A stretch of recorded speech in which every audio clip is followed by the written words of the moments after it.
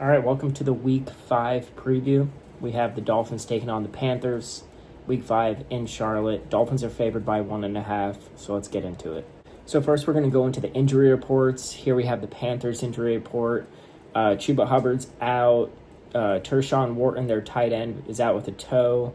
Jatavion Sanders, ankle.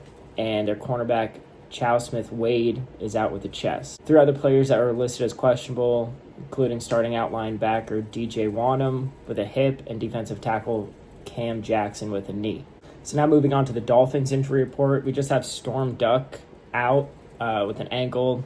It's been like that for the past few weeks. Did not participate all week in practice. And then our new pickup, Cedric Wilson Jr., he's out with a knee. I also think he's just out because he literally just got here. But we'll go over the rest of the injury report. Alec Ingold, that was just rest. Darren Waller, hip and rest. I think they're just saving him. Ethan Bonner, hamstring. He was limited Wednesday, Thursday, but he's a full participant Friday, so it looks like he'll be good to go on Sunday.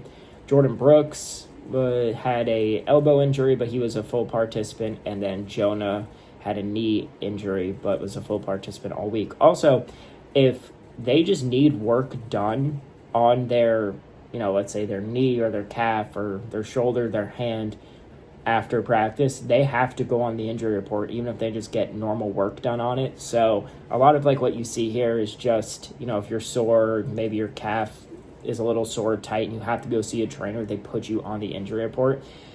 And again, like I said, for the Panthers, Chuba Hubbard's out, Jatavion Sanders, Tershawn Wharton, Chow Smith-Wade is out. Then you have DJ Wanham, linebacker. He's questionable for the game, and Cam Jackson, questionable for the game as well. And LeBron Ray is questionable as well for the Panthers. So let's get into the things that the Dolphins have to do to win this game. Okay, so let's get into the keys of the game here. So I think that we're going to see how this offense looks without Tyreek Hill, right? We've only seen it one other time in his career in Miami.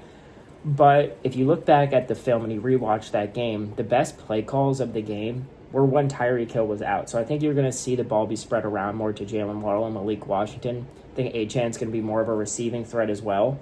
And then you also have Darren Waller. So we're going to see how they spread the ball around. And that's my big thing of the game, is spread the ball around, move more into an RPO offense or a play action, something along that nature, and facilitate the ball around. So now moving on to the defense, you have to eliminate the run. Even though Chuba Hubbard is out, they still have Rico Dowdle, who's a good running back, and I see his line is just above 60 yards. I mean, with our defensive front, anyone's going to be able to run all over us. So that defensive line has to stand tall, and they have to eliminate the run and have Bryce Young beat us with his arm.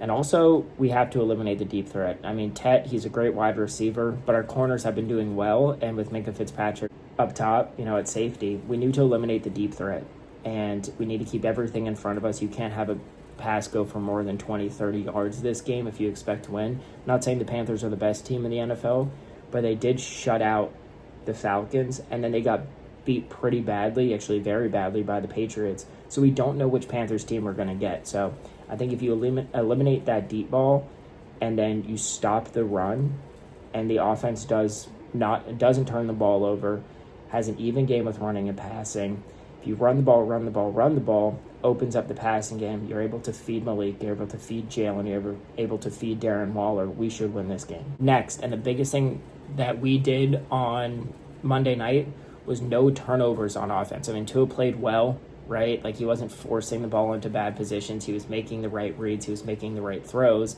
Even though Devon Achane, he did have that fumble, but we recovered it. But no turnovers at all. And moving from the kind of the RPO, I mean, if you look at the game on Monday, Achane had 20 attempts, and if you compare that to how many passing attempts Tua had, it was perfect. So looking at the attempts for Tua, passing attempts, like I said in my previous video, he was 17 for 25, so try passing the ball 25 times, and Achane had 20 carries, and Ollie Gordon had 6 carries. So looking at that, it was a pretty even game. So I think if we just kind of build off that, maybe 25 passing attempts for Tua, and then, 18, 19 for Achane, and I'd like Ollie Gordon to at least get 10. I'm not sure why he only got 6 that game. But if you just play an equal game with running and passing, it will open up that defense, which will allow our receivers to get open. So now getting into the prediction for the game, right? Like I said, Dolphins are favored by 1 point. I think Miami comes here and gets the job done. I can see us winning by 7 points. So I say we win this game 24-17. I think we see a better offense than we've been seeing recently. I mean, we didn't look terrible against the Jets. Jets don't have the best defense. But I think that even with the loss of Tyreek Hill, our offense is going to flow a little bit better. Like I said in my previous video, I could just be trying to make a positive out of a bad situation. But I think what we've seen is Tua is able to, spread the ball around a little bit more. So 24-17, that's my prediction for tomorrow's game. After the game tomorrow, either tomorrow night or Monday, I'll do a recap. But thank you for watching.